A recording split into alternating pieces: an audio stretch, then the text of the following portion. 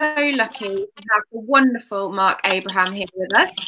I'm going to let him introduce himself, but he is an amazing vet, and he's achieved something that we all as vets want to achieve. Hi, yeah, I'm Marc. I'm a vet. I am based down in Brighton. I qualified 1995. That's ages ago. And I've been obviously a normal general practice vet. I've been an emergency and trauma surgeon vet. I've volunteered abroad many times, and I've been like a TV media vet. And my latest reincarnation, I guess you could call it, is as a campaigning vet. Yeah. So, but all those other vetty things contributed to the sort of the present. So I don't know how many different types of vets or vet students or vet nurses or public are watching, but there's just so many different types of vet you can be, and I don't think I was aware of that when I went to uni. Yeah, great, isn't it? It's such a varied field. So yeah, and that's only like a tiny part of them. But then, yeah, but yeah, the latest one, and they've all been obviously amazing, like pieces of the jigsaw puzzle over the years. But the campaigning one was kind of the most fascinating and the most daunting at the same time, because growing up I had absolutely not just no idea in politics or law or Westminster, but it just wasn't something that affected me. I was science and butterflies and caterpillars and just learning, biology, chemistry and physics like most vetty people. Yeah. So the campaigning thing was really it's really quite an extraordinary journey, which we'll go into, I'm guessing. Yeah, a fabulous learning curve, I'm sure. So yeah, let's get Still into going. it. Yeah, could you tell us, for people who haven't heard about it or I don't know where they've been living if they haven't, but what is Lucy's Law? So Lucy's Law is basically a ban on third-party commercial sales of puppies and kittens. That's kind of its simplified form. We all know about puppy farming and the horrors that produces in terms of the irresponsible breeding practices of mainly dogs, lesser irresponsible breeding of cats, but we're talking about dogs really. Large-scale breeding establishments, usually in rural areas like Wales or Ireland or in Eastern Europe, who just breed dogs on every season, as we know, twice a year. Minimal, if any, veterinary treatment, poor ventilation, often dogs housed on straw sawdust, kind of kept as agricultural animals in pens rather than obviously as family members. Puppies removed too early, sent sometimes hundreds of miles, maybe across different countries, to be sold by third-party sellers. So for me, it was always about accountability of the breeder. And of course, when puppies and kittens are sold by third parties, so licensed pet shops, for example, and things go wrong, which they, as we know, invariably do, there's no comeback for the person who actually produced that animal, and there's no comeback either for the person that distributed the animal either, sold it. So there's this sort of abyss of accountability. So for me, when I first saw my first really bad cases of parvovirus puppies, over 10 years ago now, I kind of looked at and investigated and researched where they were coming from, and it was a legal licensed third-party dealer just outside Brighton who was buying them in from a legal licensed puppy farm in Wales. And that's kind of what ignited my passion to change this sort of system that was legal and yet was so obviously resulting in cruelty. So I started the campaign many years ago in May, 11 years ago this month. And it started as a dog show because all I could do was kind of raise awareness with, I was doing TV at the time with my media profile. So it was easier. It wasn't easy, but it was easier to get in touch with other people who are on the telly or doing stuff in the media. Yeah. So we started doing this dog show in Brighton where I live, and then we did it for a few years down here, had celebrities judging the actual dog show. That obviously pulled in the media. And the first celebrities were people like Patsy Palmer, who lived down here from EastEnders, you know, Bianca, Rizzle Kicks. We had live music as well. They played one of the first ones. Yeah. We had your older viewers will know a guy called Michael Watson, who was a very famous boxer in the 90s who got brain damage by Chris Eubank, and he judged best boxer dog. So we tried to tweak the classes of the Fun Dog Show to the celebrity. But then we moved it up to London because it was becoming popular and we could get more celebrities.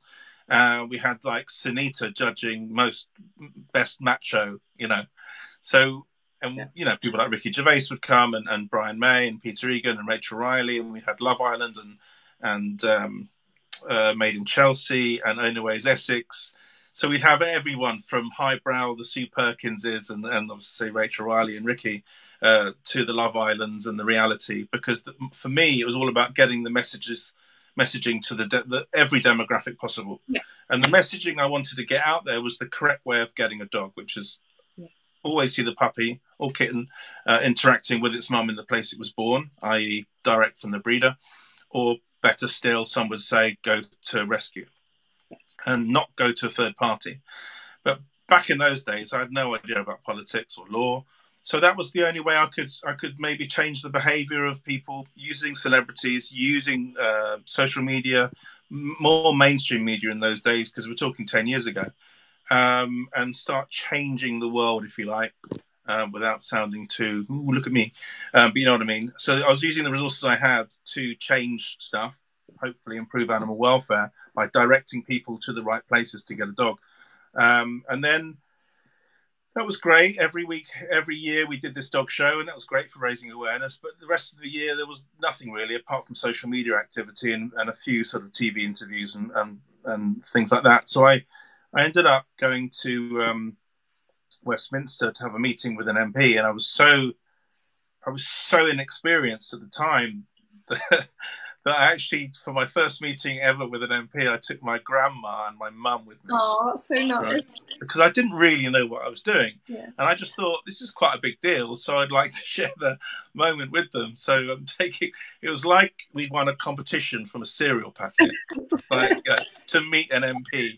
Anyway, Neil Parish is the MP. He's still an MP, and he's a good friend of mine now.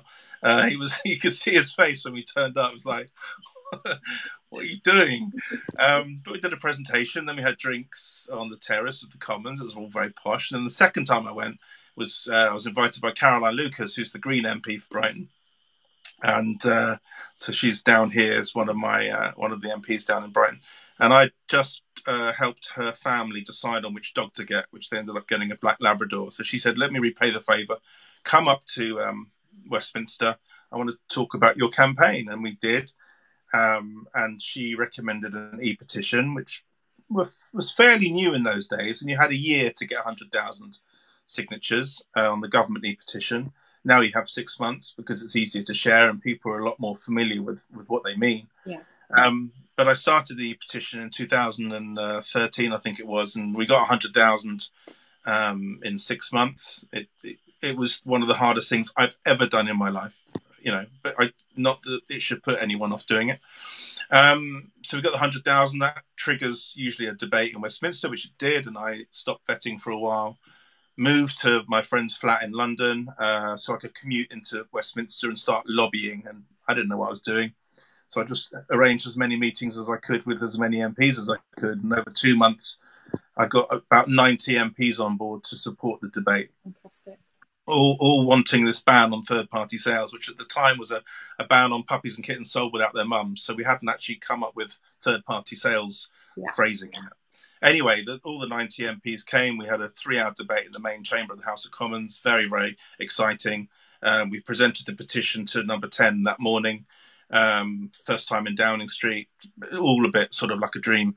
And we lost the debate, even though all the MPs present cross-party voted for this ban. And it turned out that it was the pet industry that were lobbying the front bench of the government and convinced them that, I think it was something like, as long as puppies are stroked 4 times a day for at least 15 minutes in a pet shop, everything's fine. And there was a sort of groan at this sort of summing up by the minister. But we knew that there was, well, we assumed things would be great because we didn't know what we were doing. Yeah. But we learnt a very tough lesson that day, which was money and economics is often more important than actual welfare. So we kind of retreated. At the time, we were forming a coalition of campaigners, geographically spread across the UK from Wales to Folkestone to Sheffield. And we'd communicate every day on email and have maybe 50, 60, 70 email chains going every single night. We're talking for years. Yeah. Julia would be the expert in writing and compiling reports. Linda and Sue at Cariad, you may have heard of them. They were getting a lot of complaints from people buying puppies.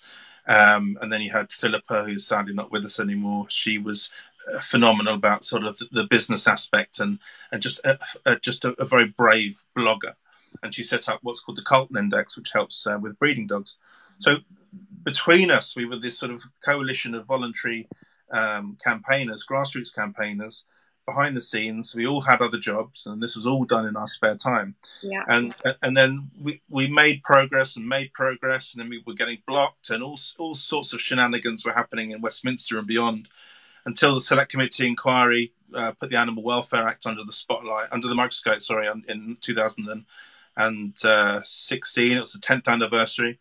And they the Select Committee has 10 MPs that scrutinise existing legislation and then make recommendations after they've heard from experts and witnesses.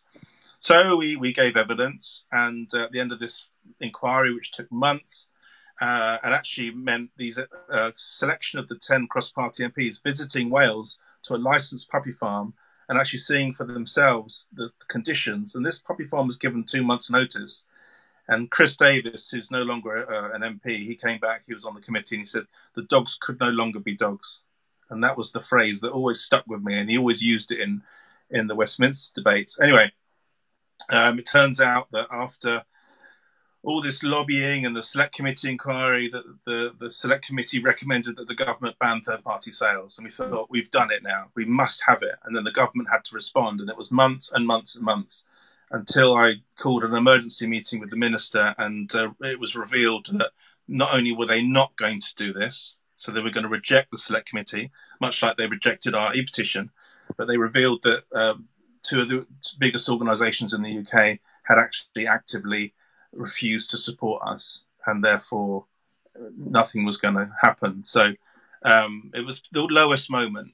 The reason it's called Lucy's Law, I will get there, promise. The reason it's called Lucy's Law is because at that time, at that specific time, and it was January 2017, we knew that not only were the pet industry not supporting us, we had the biggest animal welfare organisations in the UK refusing to support us, and we had the government refusing to support us.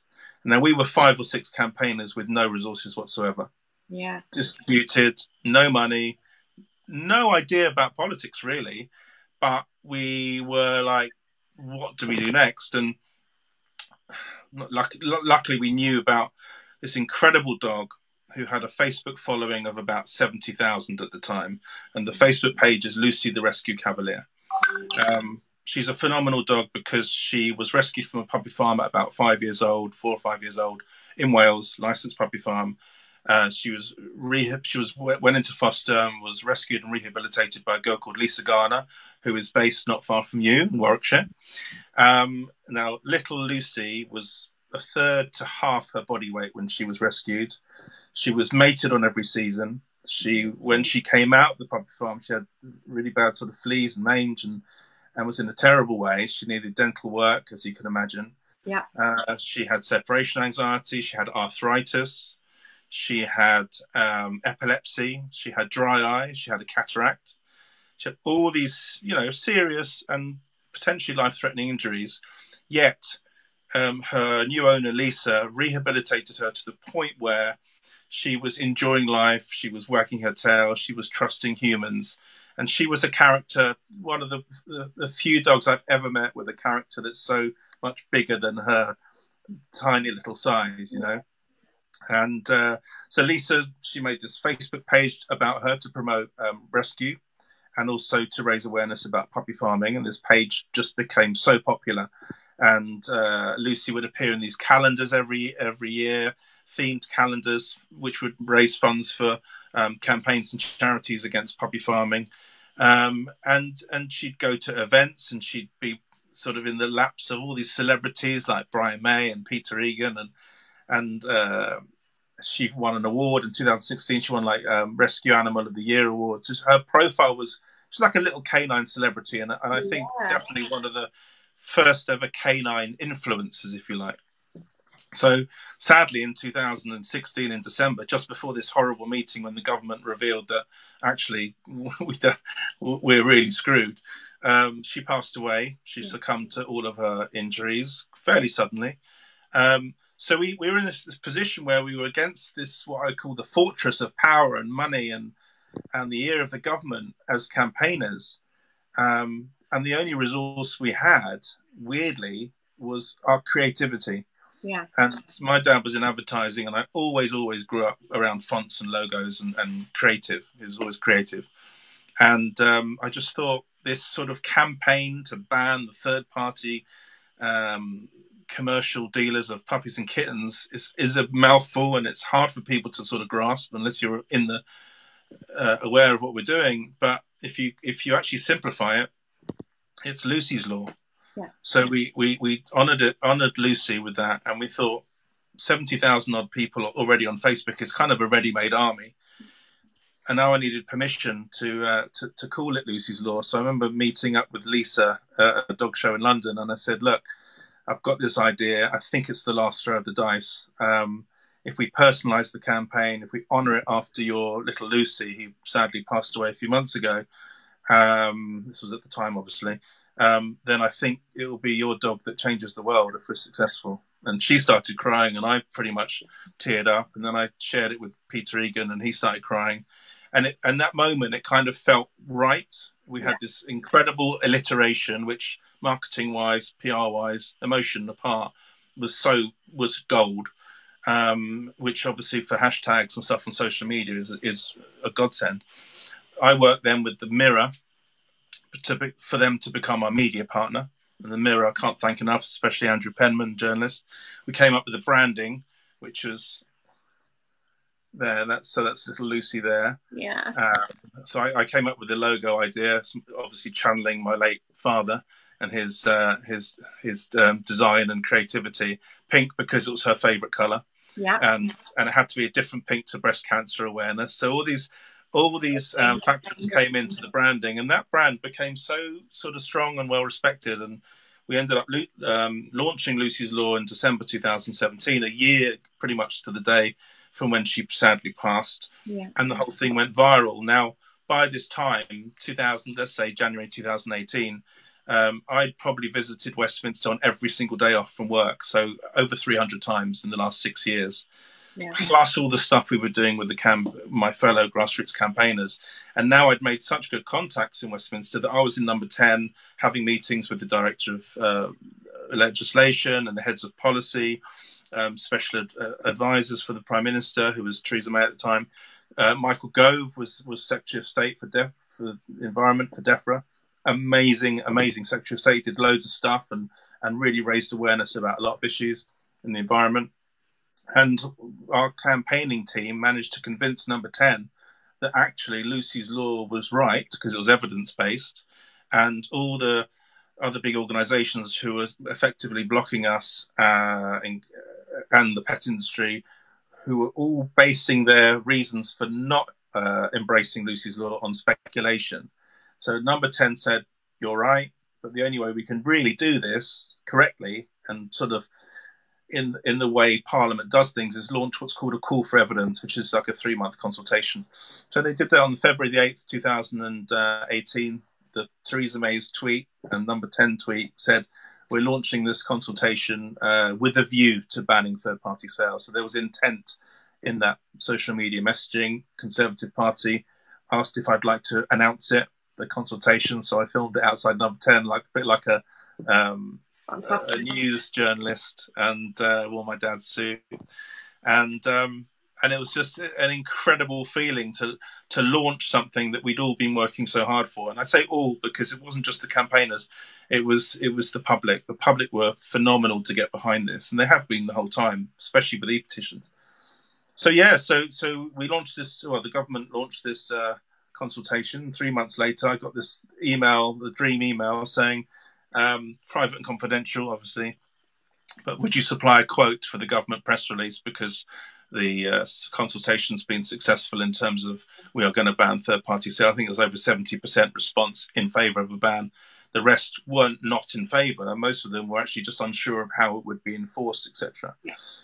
And then they honoured us. Michael Gove honoured us with a garden party at number 10. And for someone that was very uncool as a kid growing up and had no cool friends or was never invited to parties, I now had the guest list for the number 10 garden party. Yeah. So I filled the garden with the celebrities that had obviously helped us, plus some of the key MPs, all the campaigners, including roadside protesters that protested outside pet shops and garden centres that puppies in.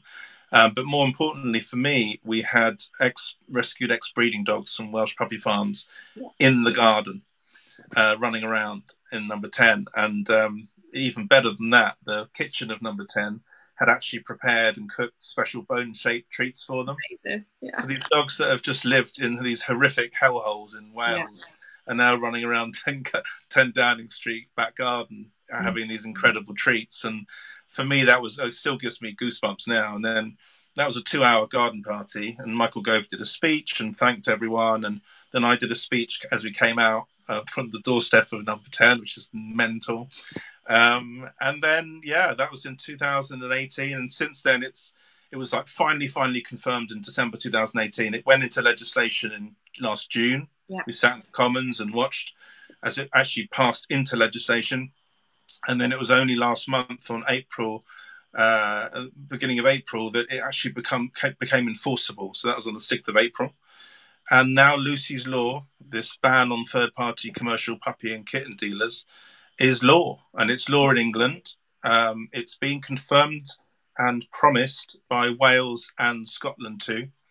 Yeah. My dream is to make the whole of the UK mainland puppy dealer free, because that then starves and removes the market for the Irish puppy farmers as well. And Northern Ireland have started the campaign as well a little bit. So quite a journey. There's so much more to it than that. I mean, that's literally the tip of the iceberg of the story. The celebrities that have been involved, the public support. You know, we did another e-petition. We didn't have to in February 2018 when the consultation was going, and number 10 basically said, do one just to show how popular it is. You know, because the government a lot of the time react to things that are popular in the public. Yeah. We set one off on the 1st of March, and within 13 days we'd hit 100,000. And you know, we did a giant Mother's Day card at Crufts. Claire Balding mentioned it on just before Best in Show on Channel 4. So again, it was a grassroots campaign that used all the resources out there. Yeah. And a lot of them are free. I know we spoke about this earlier. And if anyone's watching and there's something that annoys them and makes them angry, for me it was puppies dying of parvo completely legally, if you like, through third parties. And it doesn't have to be animal welfare, but the tools are out there, from e-petitions to meeting MPs to holding a rally outside Westminster. It's free. Everyone can do it. And you don't have to have a background in politics or law or history. And you know what? Even if it's not changing the law you want, or if it's just raising awareness, or in our case it was both, you can do it. And I guess it just takes time, and it takes determination, and it takes being surrounded by like-minded people, and it also takes hitting brick walls 99% of the time, and just picking yourself up, having a deep breath, taking a deep breath, and just sort of getting on with it, or changing your strategy slightly. But it's doable to the people who haven't got a clue about what they're doing. Yeah, I mean, the tenacity of you guys to achieve this is just outstanding. And I know that the whole veterinary community just rejoiced when it finally all came through. It's nice to hear. It's such a huge improvement for animal welfare in the future. That's just the ultimate goal, isn't it? It was always accountability, because I just thought the injustice of these puppies that were born into these horrible puppy farms, but also most campaigns and organizations were always focused on the puppies themselves. Yeah. And no one ever really considered the breeding dogs. And this was always so important to us. Yeah. Because, you know, sick puppies and parvo, you hear about it all the time. And a lot of the campaigns that some of the organizations sort of pump out are about puppy smuggling or sick puppies. And it's an easy grab for people, you know, attention grab. And obviously money and data as well come into it. But the condition of the mums is horrendous. Was maybe more important in terms of the campaign than the puppies, because the puppies can get saved and they can be treated. The mums are always kept behind closed doors. They're always abused, and they're most likely going to be either drowned or shot, you know, when their time is up, i.e. when they're infertile. So it was almost more important to us that the mums were prioritized in the campaigning, i.e. Lucy becoming their sort of poster girl, than the puppies themselves, which had kind of been done, and it wasn't really the issue. The transparency for the buyer, the breeding conditions, and the accountability of that breeder was and still is the most important thing. Yeah, and I mean, I've as a vet unfortunately had to deal with a lot of breeding bitches and street dogs as well, and the conditions are horrendous. They have no personality because they're so terrified of doing anything that they're just going to get hit or abused, or it's such a long time to get them even a little bit right, and they never are. They're always doing lifelong damage emotionally, physically. Yeah, absolutely. Yeah, and it's good. I'm really pleased, Esme, that you mentioned the stud dogs. I forgot to mention them, but you're absolutely right. The breeding dogs that come out of puppy farms, they're shut down. They've got so many health conditions. I don't know if you've spayed or breeding an ex-puppy farm. It's just horrible. It's tricky. I mean, everything just is so friable. It just dissolves in your hands, and it's just so different to a normal, healthy young female dog.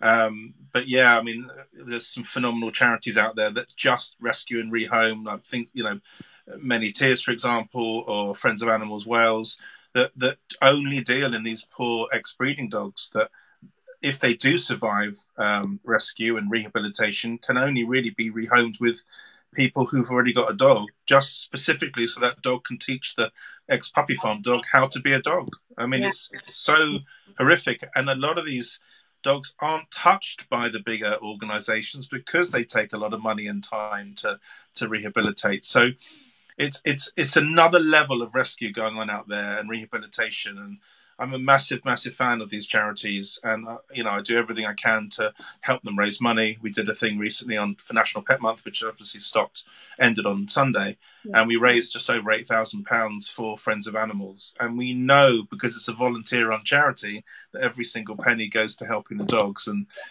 they need it so badly. Eyes removed, spay, dentals, skins. I mean, it's a list of the most horrific, as you well know, being a fellow vet. So it's amazing to be in a position now to, obviously the Lucy's Law stuff is amazing, but also using my media profile, if you like, to shine a light on some of these smaller charities that they need so much help. They haven't got the millions in reserves. They haven't got the budgets for PR and marketing. They haven't got specific fundraising teams. They are just tiny rescues doing so much work, and just they really deserve the reward for their tenacity and their determination, because it must be absolutely just the most depressing job, but also the most joyous, you know, when they turn these dogs around. And a lot of them, they'll give that financial commitment for the rest of that dog's life as well. So it's a huge, they've got to write actually £80 a month just on eye drops, let alone also true. Yeah, also true, isn't it? So that kind of leads me on to, how do people buy a dog from a reputable source?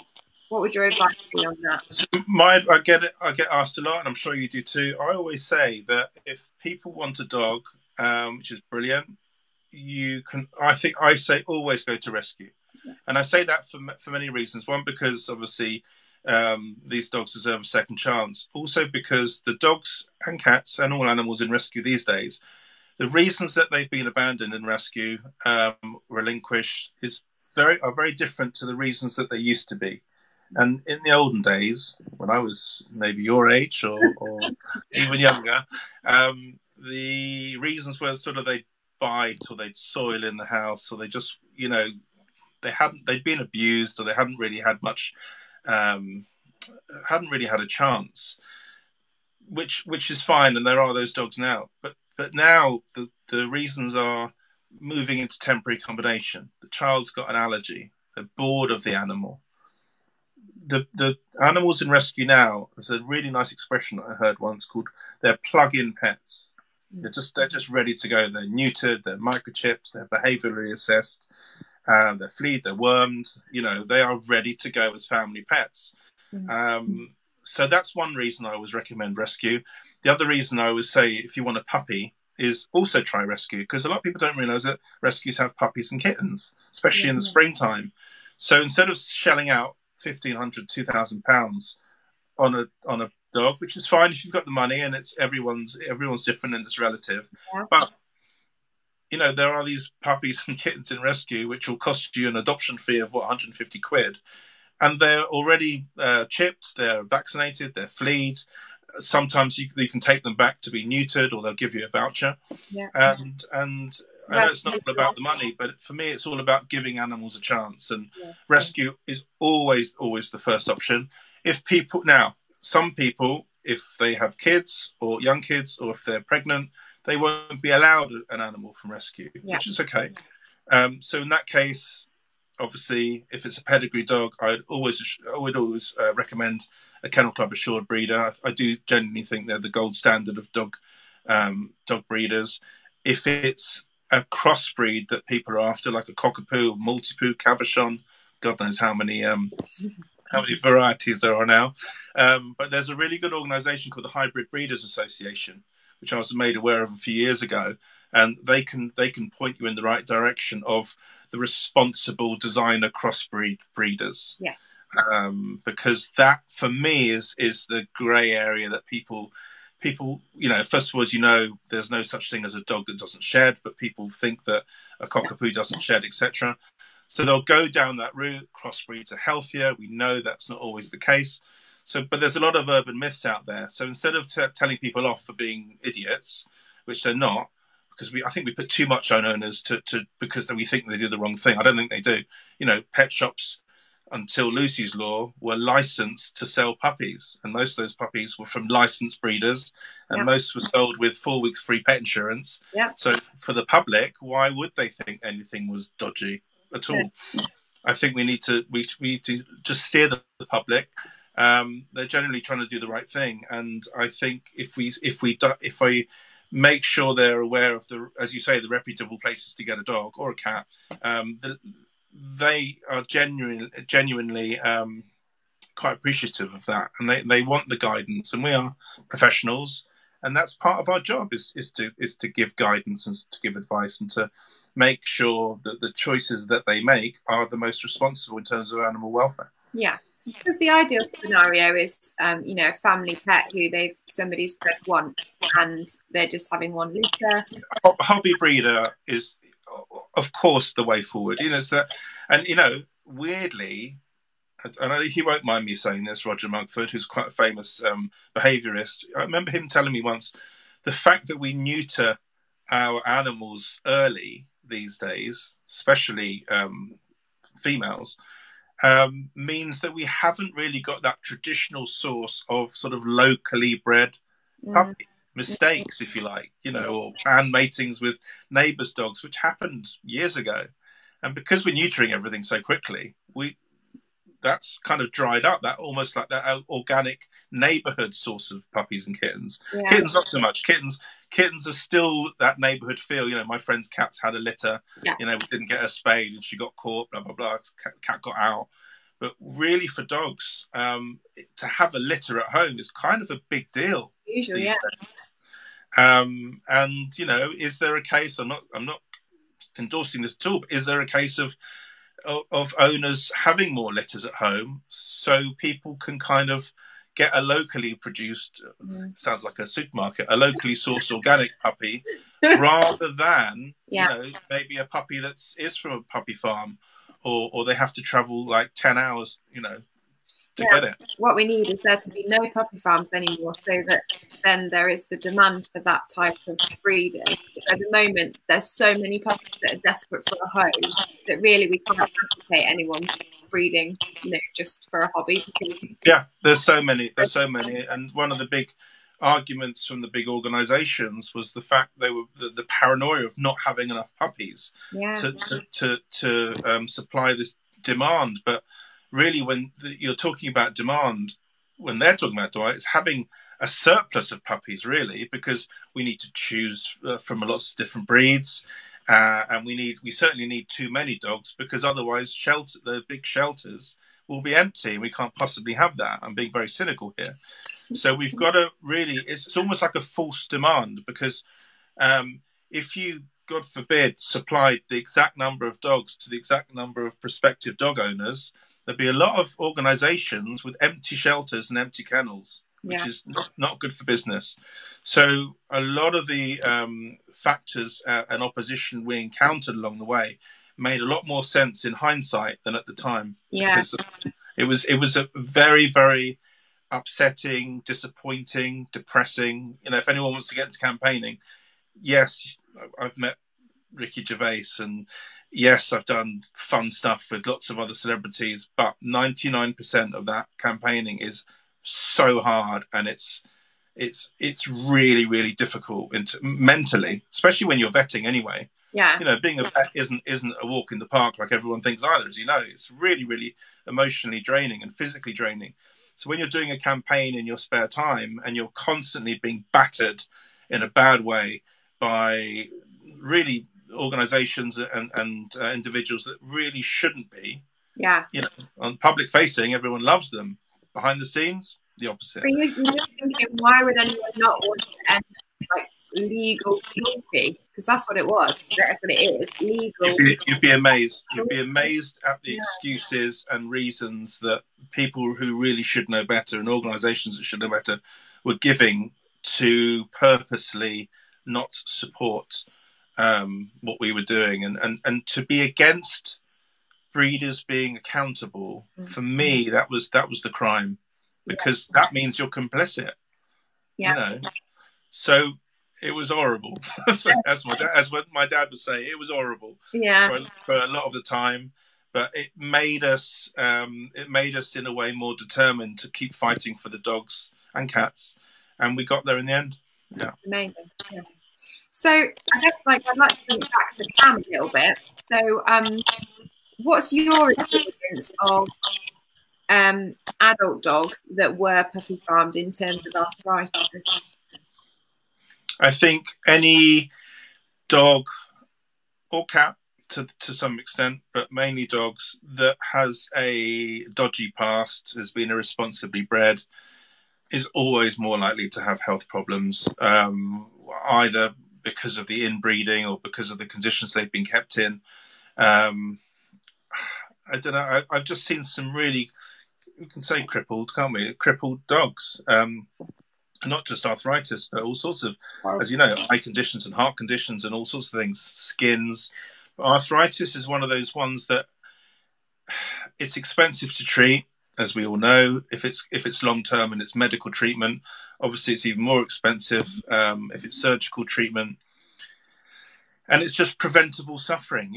As we both know, and every single vet and vet nurse and anyone who works in the veterinary industry knows, preventable suffering is often the worst thing that we can witness. And I remember one case, it's not an arthritis case, but I remember once I was an emergency vet working on a Saturday emergency shift, and a kitten was brought in with flea bite anemia, which is, I think, one of the saddest conditions. And to people watching who don't know what that is, it's such an infestation of fleas that they basically suck all the blood out of the kitten, and the kittens usually die unless they have a blood transfusion, or we obviously administer some serious shock treatment. And this kitten came in, and it was understandably flaccid, obviously pale mucous membranes. And I remember saying to the woman, this could have been. I was so angry, but obviously, you got to, be polite. And sometimes it's not always easy to be polite when you're faced with such neglect and cruelty.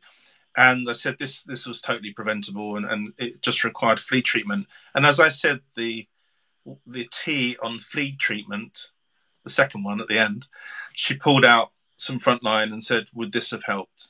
And she had it all along. And I'll never forget that. And for me, as I mentioned, preventable treatment is the worst, whether it's parvo, puppies with parvo, or dogs with arthritis. It's preventable.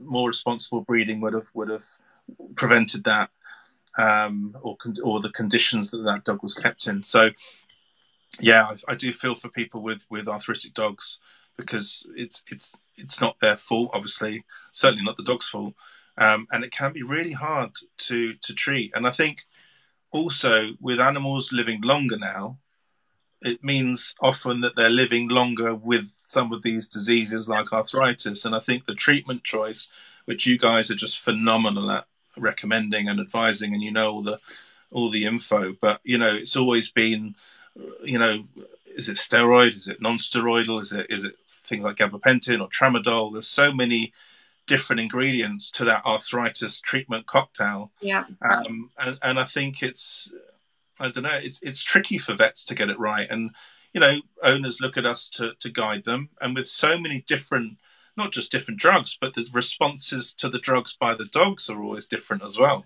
Yeah. It's not like you can say, this will work, because whenever you say that, it usually doesn't. No. But it's kind of what I loved when I was vetting in practice, was the honesty of saying, let's try this for a couple of weeks.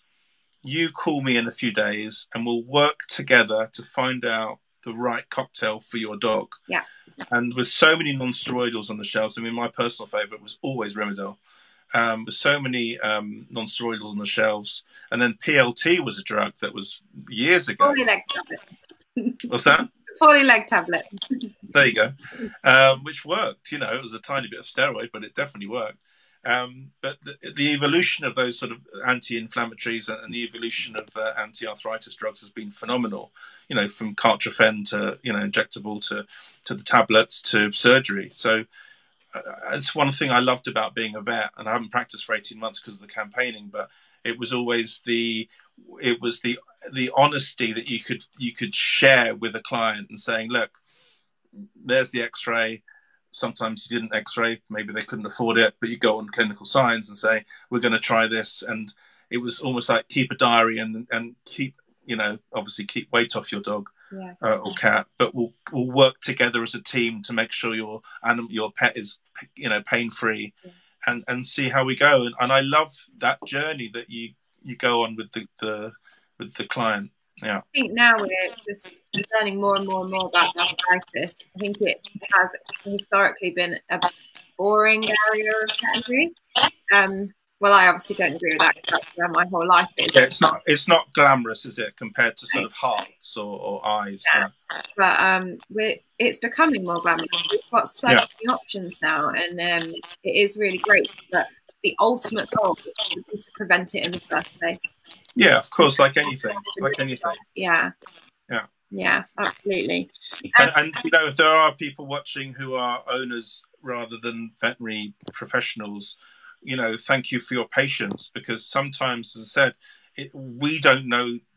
The drugs are only drugs in a pot. Yeah. It's up to your dog's organs, in a weird way, to process those drugs and see if they work or not. You can never, ever guarantee. I think it's like humans as well with drugs. So we thank you for your patience and understanding, because sometimes it takes weeks, sometimes it takes months, sometimes it's longer to find that correct cocktail that you stick to. And you've also got to balance up, as you obviously well know, the side effects with all of those drugs as well, because the kidneys and the stomach linings suffer with certain types of drugs. So we tend to go easy on those, but maybe they won't work as well. So yeah, we thank all clients and dog lovers for just being patient and just and sharing that journey with us, and knowing that it's not always a quick fix. And for the best thing for your dog or cat, it can actually take a while to crack. find the right solution. Absolutely. So have you got any tips? We'll just go back to campaigning. What would be your tips for somebody who did want to change the law? My number one tip for someone that wanted to change the law is to contact the association called A-Law, which is an association, I think, Association of Lawyers for Animal Welfare. But they're like a pro bono group of lawyers who will advise you. And I think if you're determined to change the law, or you think there's a law that needs changing, especially obviously with regard to animals, then find out if it's possible first. Yeah. Because I didn't do that. I mean, this is obviously hindsight. I didn't know what I was doing. I didn't even know I was going to end up changing the law. I was just doing it because it just felt right, and I was being pushed in the right direction. And lots of things weren't working, so I was like doing something else then. But looking back, contact A-Law. There's a woman who runs it called Paula Sparks, who's like one of the most incredible women I've ever met. And she can sort of give advice, or one of her colleagues can give advice on if it's actually possible to do what you want to do. There's no point doing it if your intention is changing the law. If you get to the finishing line and they go, well, you can't do that. So if it's changing the law, you have to definitely contact. I think there's Advocates for Animals as well, which is another relatively new pro bono organisation that I think some pro bono, they do charge some clients depending on if they're campaigners or if they're businesses. But there are people out there who can advise you. My second tip would be get some people around you who are also grassroots campaigners fighting for the same thing. And they will be out there. And the best place to find them is social media. Yeah. Look for hashtags, look for people that you think may be supporting it. Follow people like Peter Egan, follow me on Twitter, follow Brian May, Protect All Wildlife, Animal Advocate. We're all sharing campaigns all the time. And it's likely that something that you may have thought of not's been done. That sounds crass, but maybe there are some people who have already started it, or maybe there's some people that need your skills. I mean, our coalition of campaigners, we were all completely different, and we just went forward and we never ever did the other person's job. It was so weird how we all clicked. And there are people out there for every single campaign, not just in this country but all over the world, and you can be inspired by all sorts of people. Like you said before, every support counts. So even if you end up like unbelievably, seriously. And get the public on board. A good way of doing that is using in the nicest possible way celebrities.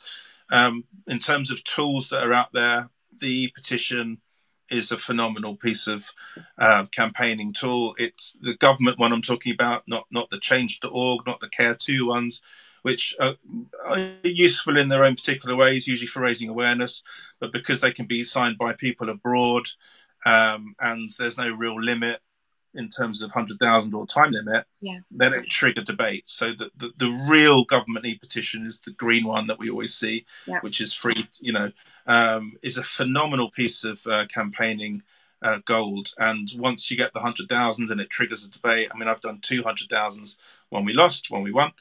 And the most important thing really for those 100,000 petitions isn't actually the debate itself, because usually it's just a discussion. It's what's called a backbench business debate, which means it's not sort of a one that can change the law depending on how the vote goes. It's more of a discussion. And why that's important is you will be campaigning for something, but there will be opposition campaigning for the opposite, and they will be sending briefings to each MP, usually in bulk, and usually lots of different organisations. When you make good relationships with MPs, as I did over the years, those MPs then share those briefings with you. And in order to make progress, you need to know what is being told by the opposition on the other side of the fence.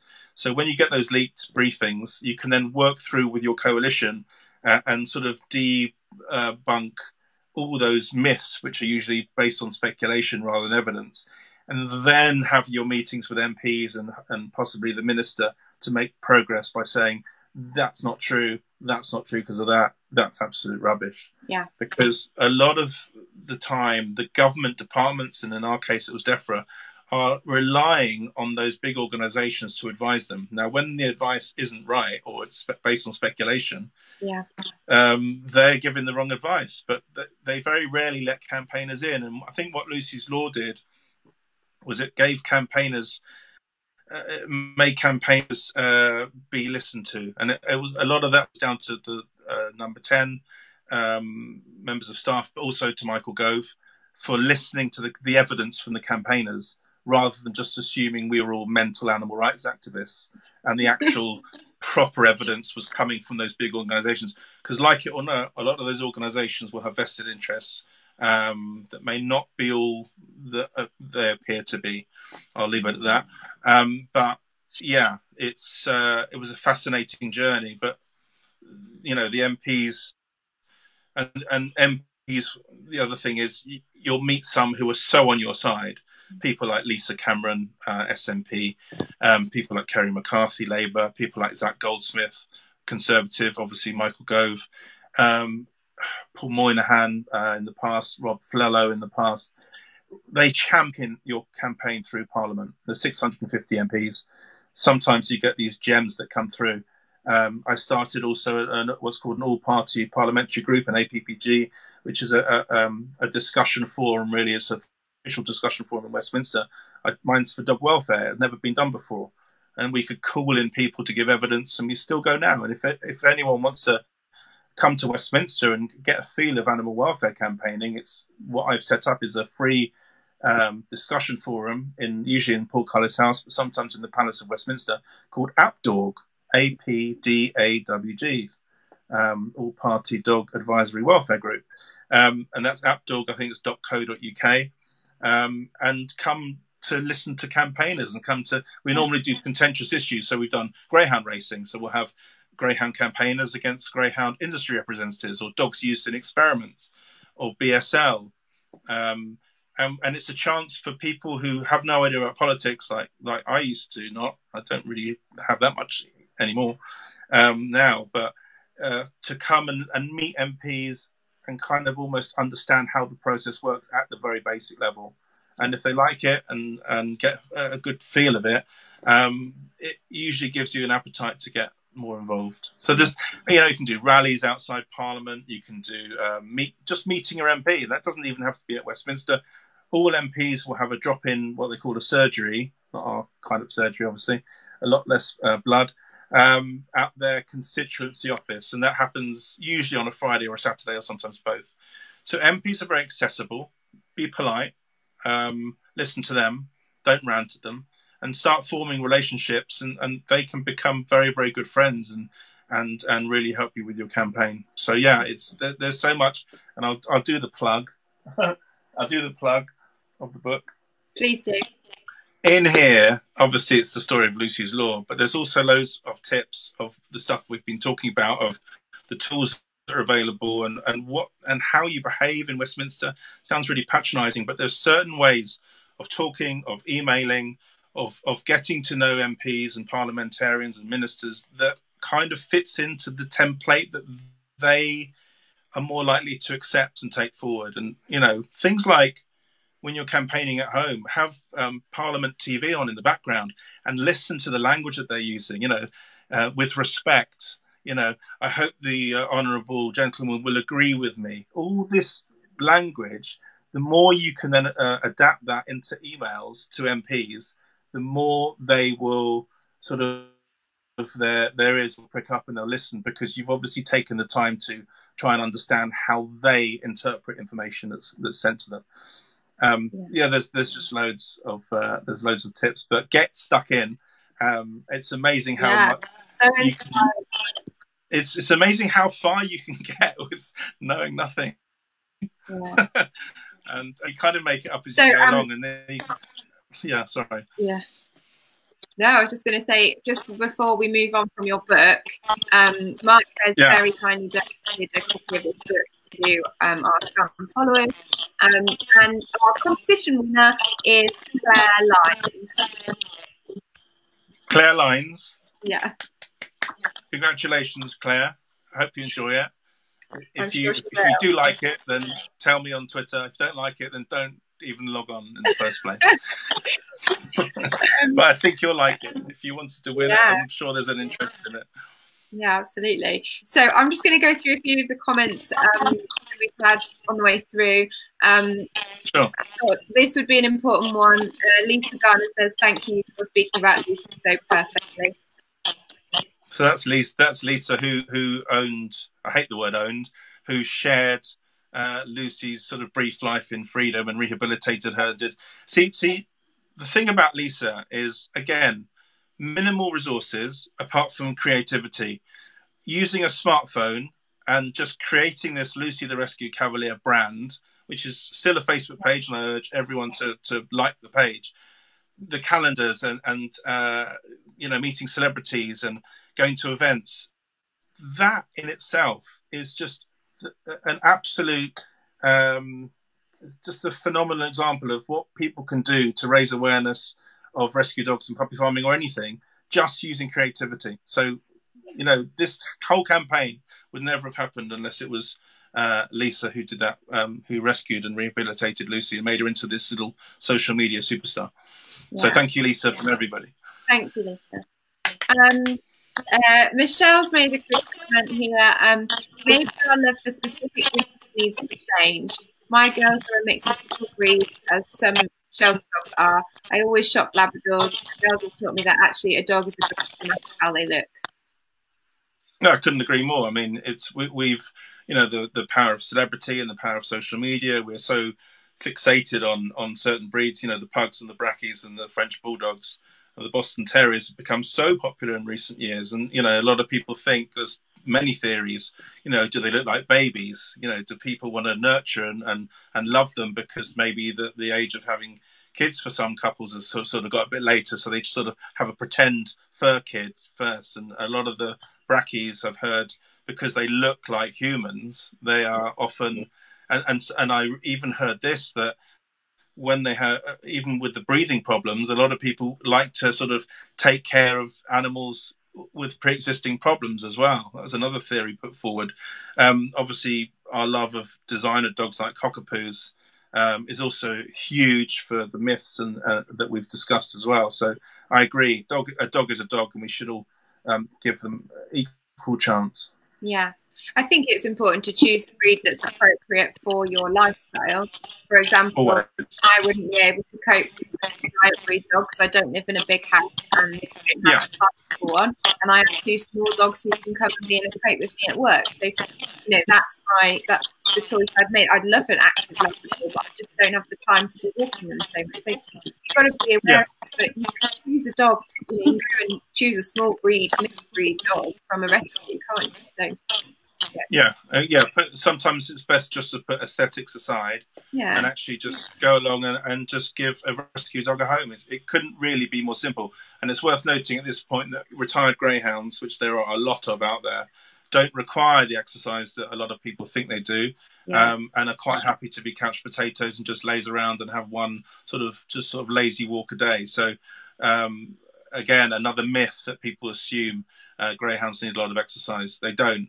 Just make sure if they have got a strong prey drive, that they're trained very well and or wear a muzzle when you're out, because the last thing you want to do is have a dog that brings home next door's cat.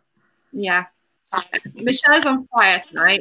She's also said her dog had arthritic conditions from birth, a puppy farm pup. His care cost over 70 grand during his lifetime. Wow. Insurable. So more evidence why we don't farm doggies. Well, and also, as you quite rightly said, Esme, it all boils down to doing your research. You know, if you do enough research, and another way of if you like, flushing out puppy farm pups or dealers is Googling their mobile numbers, because that can often reveal pages of ex-litters.